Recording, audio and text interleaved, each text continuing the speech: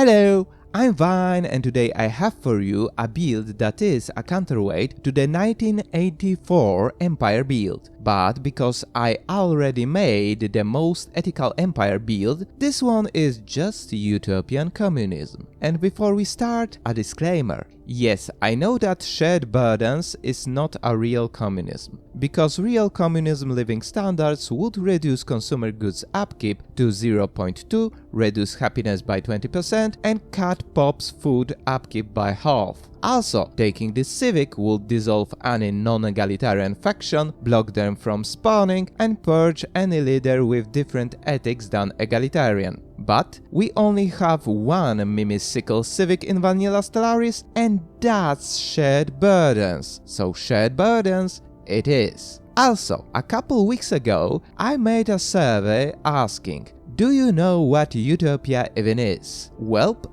that one was a sneaky way to ask you about what you expect from me in this build, and only 29% of people noticed that I'm just messing with you. Nonetheless, results clearly show that you want a wholesome positive build. So I shall deliver, but I refuse to not be inspired by Sir Thomas More's Utopia.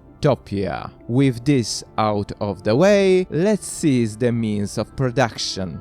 Starting with civics, we of course need shared burdens, because sickle civic and living standards that we will abuse later on. Second one is the idealistic foundation for the happiness bonus, and because our people are daydreaming idealists. And if someone asks why we are using useless virtuous civic, instead something else that would give us a real economical edge to fulfill the utopian needs of our pops, answer, exactly because of that.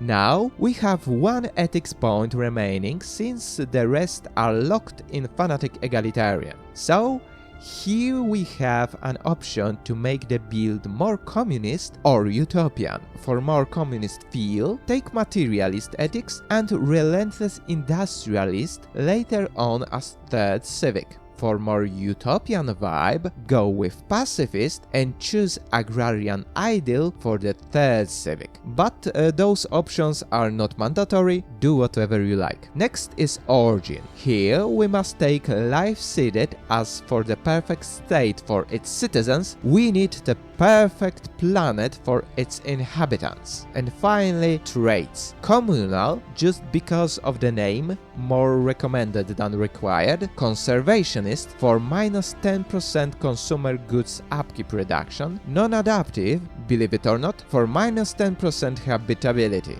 After that, we can jump into the game and collectivize some options there. Starting with traditions, we have to take prosperity purely for economic reasons, because to create a utopia, you have to get a gargantuan resource income to build it up.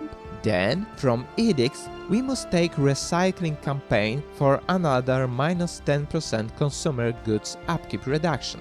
And now, the most important part of this build, species rights. On the main species, we must immediately set utopian abundance living standards to spoil our beloved citizens beyond measure. Here is where minus 20% pop consumer goods upkeep from Conservationist and recycling campaign will be very helpful. And set migration controls enabled, because we cannot let them live on any planet that is not a paradise. Of course, we don't have to do it right away thanks to Gaia World preference and non-adaptive trait. But we must set migration controls when they start to produce unemployed pops on the planet, and habitability bonuses from tech make the basic planet semi-livable for them.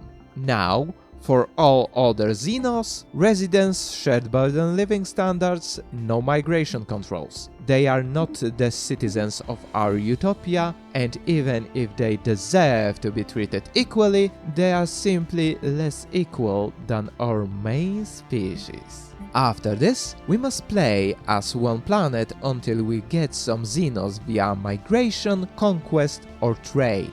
Then gradually shift all economic production to basic planets and transform our utopia into a paradise where most citizens do not have to work and just produce science and unity from utopian living standards, while Xenos on basic planets work to keep all this welfare up.